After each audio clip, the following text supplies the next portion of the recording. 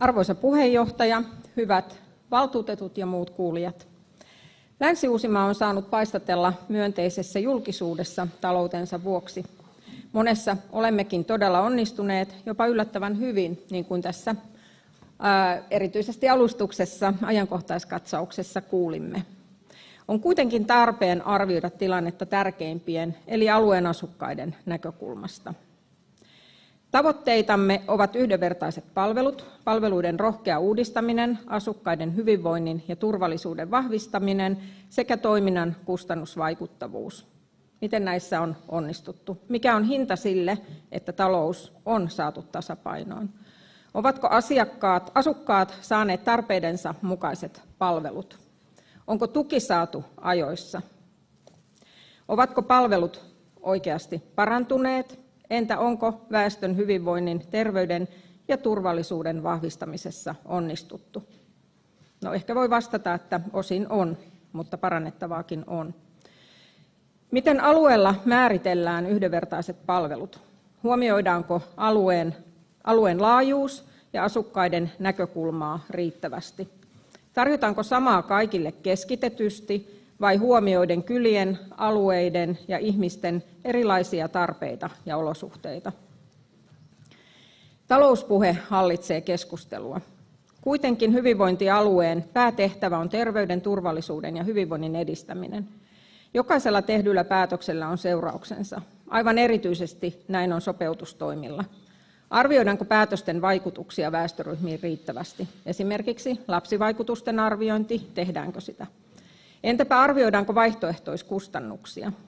Jos tarpeenmukaisia palveluja heikennetään taloudellisin perustein, mitkä ovat niiden seuraukset muutaman vuoden päästä? Esimerkiksi kun ikäihmisten palvelukriteereitä kiristetään, mikä on seuraus ikäihmisten hyvinvoinnille ja turvallisuudelle?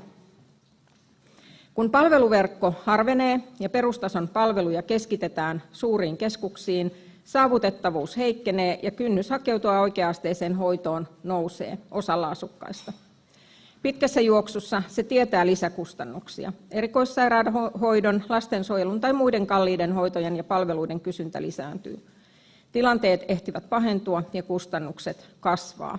Asia voi vaikka konkretisoida auton tai asunnon huollon suhteen. Jätetäänkö se tekemättä ja korjataan kalliisti vai hoidetaanko ajoissa? Vielä nostan muutaman esimerkin asioista, joista keskustan mielestä meillä on parannettavaa niin asukkaiden hyvinvoinnin kuin talouden pitkäjänteisen tasapainottamisen näkökulmista.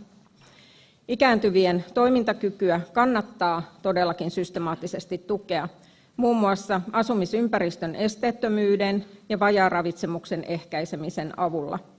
Tarpeenmukainen tuki kotona ja oikea-aikainen siirtymä oikean tasoiseen hoivapaikkaan lähellä ikääntyvän omaa ympäristöä ja läheistä varmistaa hyvinvointia ja turvaa.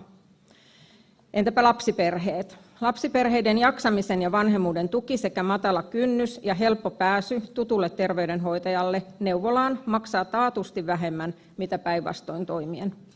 Avohuollon tukitoimet ovat edullisempia kuin raskaat lastensuojelun toimet ja syrjäytyminen. Riittävän psykososiaalisen tuen tarjoaminen koululaisille ja opiskelijoille on myös edullisempaa kuin raskaiden mielenterveys- ja päihdepalveluiden lisääminen. Lisäksi yhteistyötä kuntien ja järjestöjen kanssa palveluiden rajapinnoilla ja matalan kynnyksen tuen tarjoamiseksi on aktiivisesti edelleen kehitettävä. Asiakaslähtöisen ja hajautetun palvelujärjestelmän kehittäminen on loppuviimein edullisempaa kuin järjestelmälähtöiset ja keskitetyt palvelut. Tämä olisi hyvä meidänkin muistaa.